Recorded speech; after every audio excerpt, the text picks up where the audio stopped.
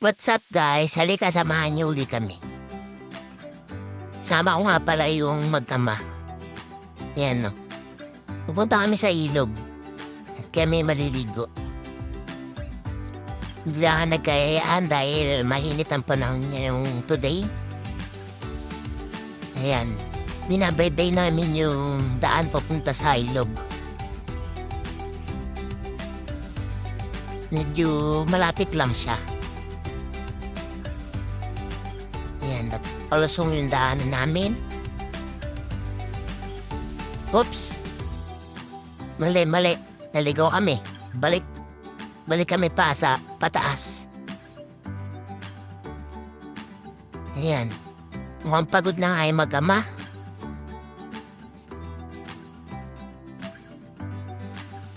Mali yung pinuntahan namin kaya bumalik kami.